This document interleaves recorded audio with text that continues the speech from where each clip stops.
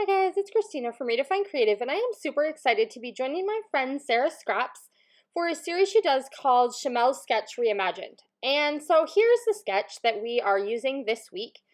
And it has basically three like horizontal photo spots and then a bunch of like pattern paper or paper layers and then a big title. And that's kind of the basis of the layout.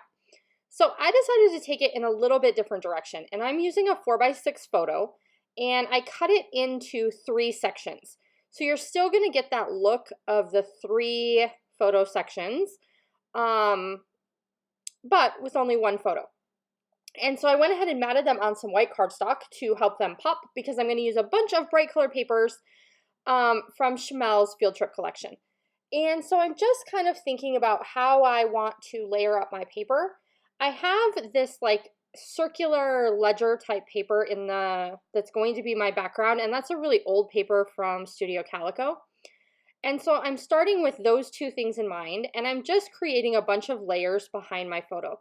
So in this particular sketch, there are lots of small sections that are just kind of layered all up. So I am doing that same thing, but I'm doing it on a little bit bigger of a scale.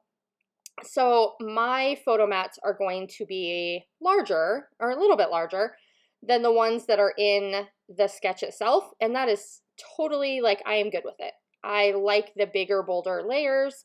I'm throwing some black and white script in there, and that's from my January for the Love of Homemade Kits stash kit, so I'm getting kind of a double bonus that I get to use some things from my stash kit. And I really like how all of those are layering up together. So what I would usually do at this point is use my tiny attacher, which of course, because I wanted to use it, was out of Staples. So I ended up having to take my layers and glue them anyway, but typically I would get my layers all where I wanted them to be, and then I would just use my tiny attacher to keep them all together so that I don't have to worry about them moving around as I'm trying to glue layers together. So I decided I wanted just a little bit more definition around my photos, so I went ahead and grabbed this royal blue cardstock and added just a photo mat of that around the outside of my photo. So it's going to really help it pop off the page. And I love how adding just that little pop of blue made a huge difference. So I grabbed just a couple of little labels to put on top of my photo. One says you only live once, and one just says messy, which I thought was appropriate and super cute. So this is a photo of a local pizza place. Well, it's a chain pizza place, but it's my son's favorite, and it's called Mod.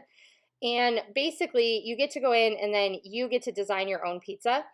And it is by far his favorite place to go. He would eat pizza there, I think, like lunch and dinner every single day of the week. He loves it.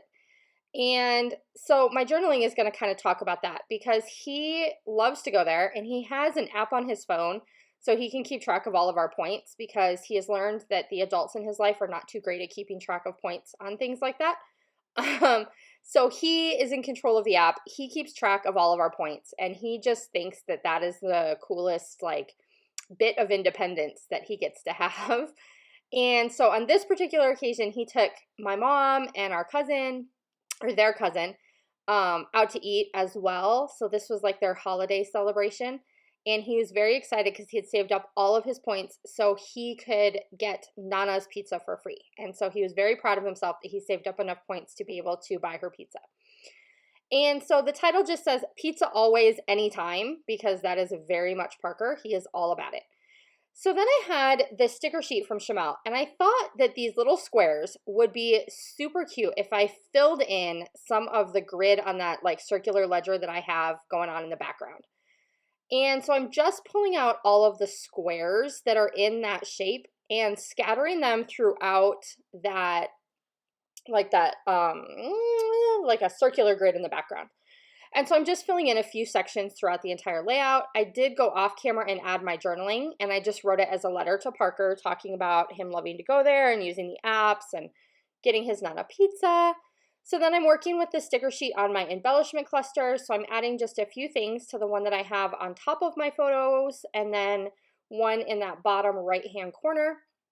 And then I'm also keeping in mind my little journaling spot was like a guest, like a restaurant ticket. And I just added a couple of little pizza stickers from an Amy Tangerine sticker booklet to that to give it just dress it up a little bit more. And I really like how that looks. So then I'm gonna keep kind of working on my embellishments here. I don't add a whole lot else because there's a lot going on here with the pattern paper already. And I know on screen it's a little bit hard to read the title, but in real life it is much easier. And I did, after I took the pictures and everything, I moved the word pizza over to the right just a little bit, and I like that a little bit better. So then as I'm working with my enamel dots, and I'm putting them in my clusters like I normally would, I'm deciding that I really love this look of scattering some on the intersections of these lines in the background.